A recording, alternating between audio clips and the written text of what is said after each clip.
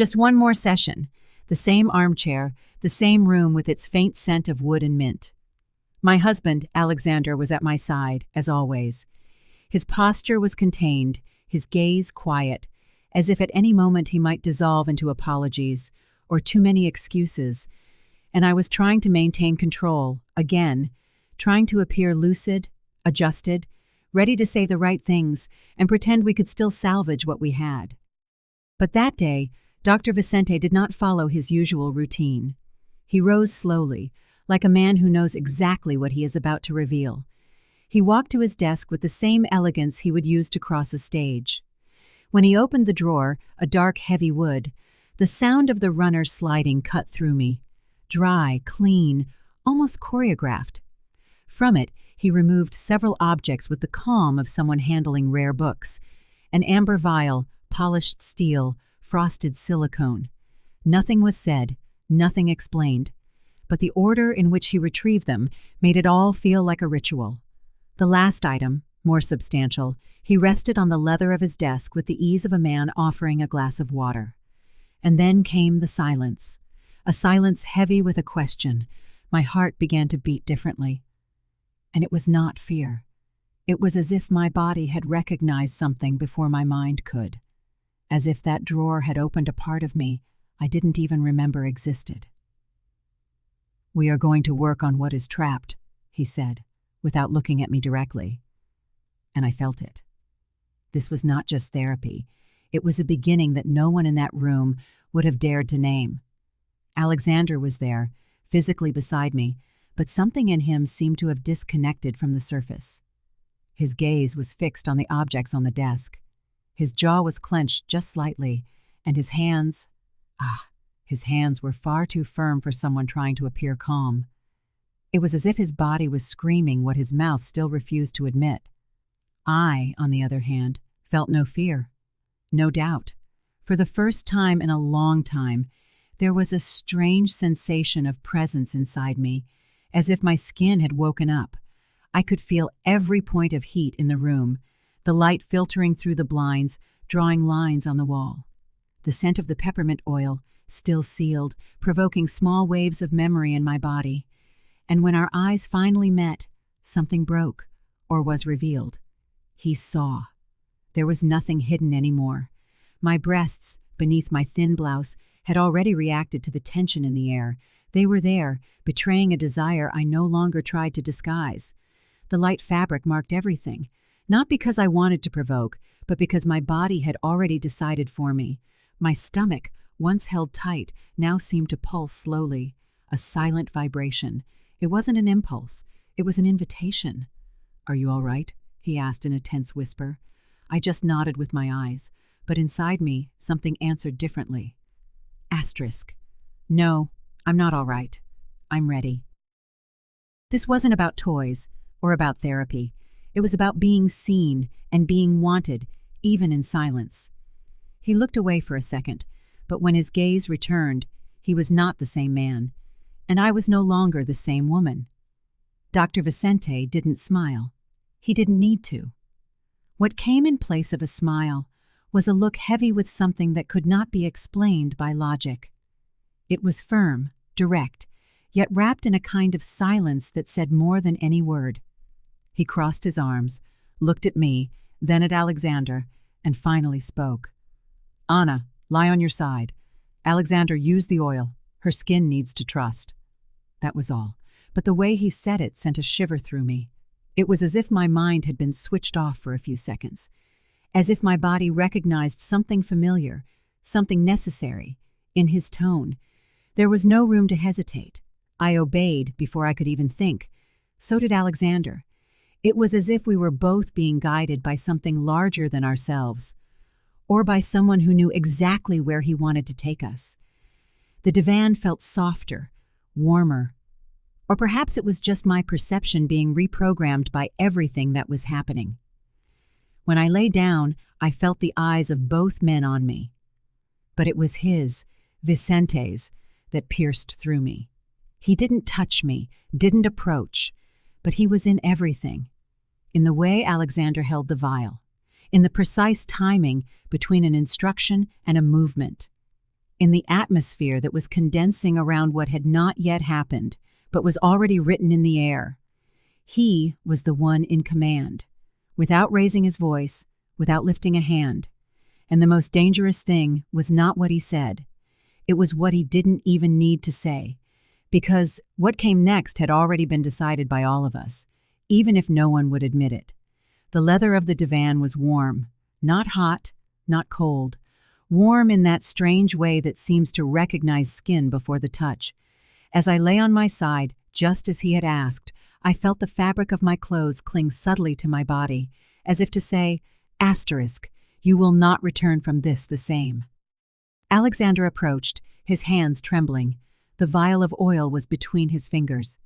The click of the cap opening sounded louder than it should have, almost marking the beginning of another kind of session, not one of therapy. The first contact came at my shoulders, gentle, respectful, as if he were apologizing with his fingertips. But as his hands moved down my arms, his breathing changed, and so did mine. The scent of peppermint spread like a deceptive breeze, cool on the surface, but incendiary within. When he reached my thighs, he hesitated, just for a second. But in that second, Doctor Vicente spoke. She trusts. Continue. And Alexandre obeyed. When his fingers reached the inside of my thighs, my reaction escaped before I could control it. A short sound, a near gasp, a moan that was never fully born, but said everything. Alexandre stopped, immediately, as if he had crossed a line. But Doctor Vicente remained motionless, observing with half-lidded eyes. He said nothing more, because he didn't need to. The drop of oil was still trickling slowly down my skin, but the question hanging in the air was a different one now. Who was really in control? Continue. It was just that. A single word without emphasis, but spoken with a firmness that sliced through the room like an emotional scalpel. Dr. Vicente didn't need to raise his voice. The authority came from his tone, from the precise pause between the syllables. It was the kind of command that didn't ask for permission. It simply happened. Alexandre swallowed hard, and his hands obeyed, still trembling but more decisive now, as if that one word had given him a map, a permission he hadn't known he had until then. And perhaps I hadn't either. The oil glided slowly, but now it was no longer just texture or scent. It was a trail. It marked a path, a warning. My muscles reacted on their own, and when his fingers drew closer to my groin, something inside me, that part you normally silence, simply rose up. My hip moved, without disguise, not in search of more, but in recognition that more was already coming. I looked at Dr. Vicente, and he did not look away. He stood there with his arms crossed, his expression too neutral to be mere observation. But the danger was in his eyes. It wasn't surprise, it was satisfaction. He knew what my body would do. He knew I wouldn't resist. He knew that from that moment on, I would no longer be the same, and I wouldn't even try to be. Alexandre hesitated for a second, but my body didn't, and Dr. Vicente just waited, like someone who has already read the end of the story before it has even begun. That was when he approached, not in a hurry, not with any apparent ulterior motive, but with that precise calm that precedes a definitive decision. Dr. Vicente took 2 steps, knelt slowly beside the divan, and remained there, his face level with my stomach, observing. And it was this act, this alone, that turned the key. His eyes slid over me as if mapping the effect of it all in real time. The hairs on my arms standing on end, the skin of my thighs flushed and slick, my breathing ragged, but he didn't touch me. He didn't need to. Her body already knows what it wants, he said, looking at Alexandre. It just needs you to see it. The sentence landed like a verdict, not of guilt, but of revelation. In that instant, I understood that none of this was about provocation or about saving promises made at an altar. It was about what had been trapped for too long, about the woman who had waited for permission to feel and was now discovering that she could be looked at, touched, desired, without guilt. Alexandre seemed to be in a trance. His hands still rested on my legs, but now his touch was different, more present, more intimate, and I was no longer withdrawn, no longer hiding. I was there, whole, exposed, alive. Dr. Vicente stood up, but the sensation of his presence lingered around me. And for the first time, I didn't ask myself if it was right. I only wanted to know how far this would go. "I want you to watch her, Alexandre." Dr. Vicente's voice cut the air with a dangerous calm. He wasn't commanding, he was hypnotizing. "She is going to show you what she has learned." I didn't think. I knelt. The exact height, the precise space. It was as if my body already knew the choreography of that moment before it had ever been rehearsed. Alexandre watched me with wide eyes, caught between confusion and restrained desire, as if he didn't know whether he should touch me or just let himself be led. With a silent gesture, he unbuttoned his pants. Nothing was said, no request, no hesitation. Just the sound of the zipper and the tension it brought with it. I felt his desire before I even saw it, the heat escaping the fabric hitting my face like a silent warning. I held him with both hands, slowly, and brought my mouth close, lips parted, like someone about to unveil something sacred. I touched him with my lips first, unhurried. One kiss, then another. Then my tongue, wet, firm, moving in slow circles, just as Dr. Vicente had taught me in sessions that still echoed in my memory, where the skin keeps its secrets.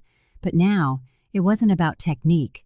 It was about hunger, about presence, about the pleasure of being seen, and more than that, recognized. In the corner of the room, Dr. Vicente said nothing. He just leaned back in his armchair, one hand on the armrest, the other resting between his legs, moving in slow, rhythmic strokes, almost in sync with my own. He was watching, but not as a spectator. He was a part of it, part of what was happening there, part of what I was becoming there. Between one touch and the next, I realized what Alexandre still hadn't understood. I wasn't just obeying. I was leading from my knees. The sounds in the room had changed. They were no longer those of conversation or a casual touch. They were different now. Deeper breaths, the sound of swallowing, the soft slickness of saliva, the rustle of fabric adjusting to a body. And in the midst of it all, my gaze met Alexandre's. We said nothing, but we knew. What was between us in that instant was not confusion. It was surrender, and a silent, mutual permission. He looked at me as if he understood that something had already been lived, even before it had happened. And then, Dr. Vicente approached. The sound of his footsteps on the wooden floor seemed measured to the millimeter. He was not in a hurry, nor did he hesitate. He had only that certainty that fills a space without asking for permission. Without a word, he unbuckled his belt, opened his trousers, and let them slide down slowly, revealing his presence with an almost ceremonial naturalness. His desire was evident, projecting an energy that needed no explanation. The scent in the air changed, becoming denser, more humid. It was the smell of bodies that no longer denied what they felt. I continued with Alexandre, my mouth occupied, my hands guided by the spreading heat. But now there was more. Dr. Vicente was behind me, watching, up close. His eyes were fixed on my movements, on my hips, on the spaces that were opening, as if this scene had already been written and was now simply being fulfilled. "Very good," he said, his hand firm on my waist. And in that touch, there was no longer a command, only an inevitable flow between three desires, finely aligned. In that position, between the two of them, I understood. We were no longer being led, we were all leading, together. And from this path, there was no turning back. Dr. Vicente knelt behind me, not with urgency, not with haste, but with that almost solemn precision of someone about to perform a ritual, not just a random act. His knees touched the floor with a silence that weighed in the air. Alexandre remained in front of me, and I was between them, my body in suspension, my mind in another time. The vial of oil was opened again. The scent of peppermint returned, now more intense, more intimate. He spread it with firm hands, without excess, without a sound. His fingers moved between my curves as if tracing a secret path, not invading, just preparing. It wasn't haste. It was reverence. And then came the accessory. Small, discreet. The material was cold at first, but it quickly warmed against my own skin. He wasn't using it. He was merely placing it, as if each point he touched was a wordless question. Here, now, soon. Slowly, the tension turned to trust. My body began to yield, molding itself to his presence. Alexandre, in silence, held my hand, and I surrendered to two worlds at once, the one looking into my eyes and the one reading my body from behind. "Do you want this?" he asked, his desire pressing right at the threshold of my surrender. I only arched my hips. I didn't answer. I didn't have to. My body answered for me. And when he crossed that line, it wasn't just a physical act. It was a passage, a surrender. Alexandre squeezed my hand. I trembled. And before Dr. Vicente could take me completely, I had already lost myself, exploding in sensation. Between the two of them, with no words, no direction, only breath and heat, I discovered a new woman inside me, and she would no longer be silenced. When Dr. Vicente welcomed all of me, it was as if the world around me disappeared. There was no longer a room, no longer a Thursday. There was only the overwhelming sensation of being occupied in a way I had never felt before, neither in body nor in soul. He advanced slowly, inch by inch, with a firmness that didn't hurt but demanded my full presence. In response, my body molded to him, opened for him, gave itself over. It was as if I were being reorganized from the inside, and at the same time recognizing myself there. The faint sound of the oil mixed with the ragged breaths of the three of us. Nothing was aggressive, nothing was rushed. Everything was precise, intentional. Alexandre was kneeling beside me, his hand on my waist, not an anchor holding me down, but a reminder that I was here, that this was real, and that he saw everything. When Dr. Vicente reached his limit, stopping there, filling me completely, time froze. I didn't want him to move. I wanted to capture time, to remain just like that, full, stretched, taken from within, and by everything that was coursing through me. It felt as if every beat of my heart aligned with his presence inside me, and for the first time in my life, I understood what it was to desire not a movement, but a moment. To stay there, exposed, taken, and completely alive. It was no longer about pleasure. It was about the certainty that something in me had shifted and would never return to its former place. When he began to move, something inside me gave way. It wasn't pain, it wasn't haste. It was as if each advance carried an emotional weight. He moved slowly, as if writing invisible words inside my body, and each word was a memory being reprogrammed. Alexandre, in front of me, said nothing, but his fingers tangled in my hair, as if guiding me and, at the same time, steadying himself. He murmured my name softly, caught between the fear of interrupting and the desire to lose himself with me, and I no longer resisted. With each of Dr. Vicente's thrusts, my voice grew louder, raw. Control, always my shield, was now slipping from my lips. I sighed deeply, making no attempt to hide it, as if my mouth, my core, my skin were all crying out for the same thing. When he quickened his pace, everything changed. The movements were calculated, firm, like someone who knows the maps of pleasure. And it was there, at that exact rhythm, that it happened. My body trembled. The air vanished. The sound that escaped me was muffled by my own surprise. I exploded in sensations with an intensity that seemed impossible, whole, blossoming, surrendered. Soon after, I felt Alexandre's warmth rush through me, not from his hands, but with a release that came sooner than expected. An urgent, almost desperate relief. And finally, Dr. Vicente's. Hot, deep, intense, as if he, too, had been holding it back for far too long. There, between two men who looked at me without guilt, without rivalry, only with desire and acceptance, I understood. This wasn't madness. It was healing. The most intimate I had ever known. The silence that followed was strange, not awkward, not cold, but the kind of silence that only exists when something has been lived completely and no words are left. Dr. Vicente stood up, wiped his hands on a white cloth, and moved away without hurry, as if offering time for reality to slowly seep back in. But it wouldn't return, not in the same way. Alexandre was still looking at me. His eyes held a rare mix of restrained desire, respect, and an almost childlike wonder. It was as if he were trying to decipher what had happened to me, to him, to us. And me? I just took a deep breath. I put on my underwear with steady hands, smoothed my skirt, ran my fingers through my hair, and looked at myself in the office mirror. On the outside, I was the same woman. On the inside, I was not.